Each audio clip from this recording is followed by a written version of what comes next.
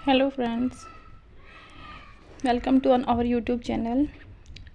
आज हम पढ़ेंगे बोली व उपभाषा के बारे में। पिछली वीडियो में हमने पढ़ा था भाषा के बारे में, भाषा किसे कहते हैं व भाषा के रूप। आज हम पढ़ेंगे बोली व उपभाषा के बारे में कि बोली कहते किसे हैं। बोली भाषा का प्रारंभिक रूप कहलाती है। यानी जो हमारी बोली है वो किसका प्रारंभिक रूप है? भाषा का। यानी बोली जो होती है वो भाषा का प्रारंभिक रूप होती है। यानी जो छोटे क्षेत्र में, जो सीमित क्षेत्र में बोली जाती है वो क्या होती है? हमारी बोली होती है। किसी सीमित क्षेत्र में बोली जाने वाली स्थानीय भाषा का स्थानीय रूप क्या कहलाता है? बोली कहलाता है। यानी किसी सीमित क्षेत्र में बोली जाने वाली या फिर स्थानीय भाषा या भाषा का स्थानीय रूप क्या कहलाता है? बोली कहलाता है। यानी जो किसी एक पर्टिकुलर क्षेत्र में बोली जाए वो क्या है? वो बोली है। कहा जाता है कि कोस कोस पर पानी बदले 5 कोस पर पानी, कि हर एक कोस में पानी में बदलाव आ जाता है। कहीं पर तो पानी कैसा होता है? खारा होता है, और एक कोस आने के बाद कहीं पर पानी मीठा हो जाता है। वैसे ही 5 कोस पर हमारी वाणी में भी बदलाव आ जाता है। कुछ स्थानीय शब्द होते हैं, उसके कारण भी हमारी बोली में बदलाव आ जाता है। तो यही कारण है कि 5 कोस पर हमारी वाणी में बदलाव आता है। यानी भाषा नहीं बदलती है, जो 5 कोस पर जिसमें बदलाव आता है वो क्या है? हमारी वाणी, यानी हमारी बोली है। हर 5-7 मील पर बोली में बदलाव आ जाता है। कि हर 5-7 मील पर किस में बदलाव आता है? हमारी बोली में। यानी बोली जो है वो हर 5-7 मील पर बदल जाती है।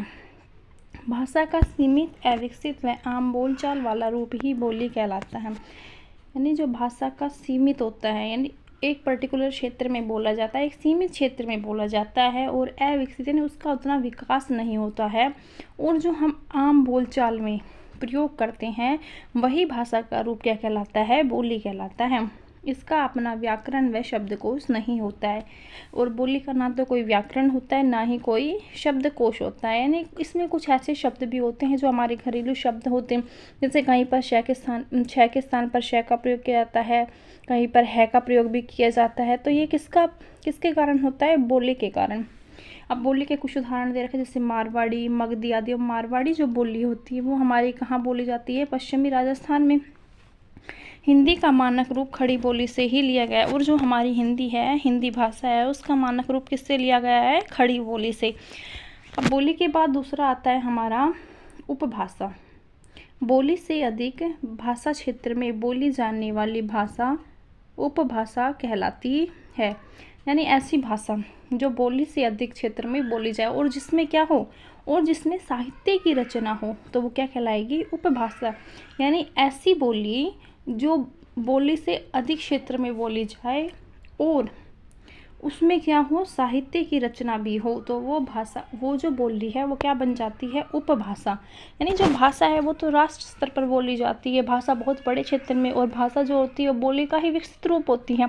लेकिन बोली से थोड़े अधिक क्षेत्र में और जिसमें हम किसकी रचना करें? साहित्य की रचना करें, तो वो क्या कहलाती है? उपभाषा कहलाती है।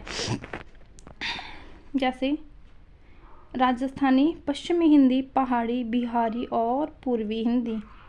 यानी हमारी जो हिंदी भाषा है उसकी 5 उपभाषाएं हैं। हिंदी भाषा की कितनी उपभाषाएं हैं? 5 जो हमारी उपभाषा है उसको हमने 5 भागों में, हिंदी की जो उपभाषा है उसको 5 भागों में बांटा गया है। सबसे पहले आती है हमारी राजस्थानी, पश्चिमी हिंदी, पहाड़ी, बिहारी और पूर्वी हिंदी। हिंदी को 5 उपभाषाओं में बांटा गया है। अब हम पढ़ेंगे बोली व भाषा में अंतर क्या होता है।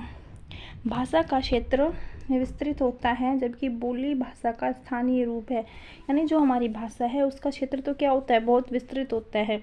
बोली क्या होती है? हमारी भाषा का स्थानीय रूप होती है। भाषा में साहित्य की रचना होती है, जबकि बोली में साहित्य नहीं लिखा जाता। यानी जो हमारी भाषा है उसमें हम किसकी रचना करते हैं? साहित्य की रचना करते हैं, जबकि बोली में हम साहित्य को नहीं लिखते हैं। जिस बोली में साहित्य की रचना की जाती है वह उपभाषा का रूप ले लेती है।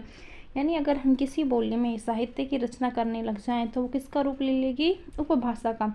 जैसे ये हमारी राजस्थानी क्या है?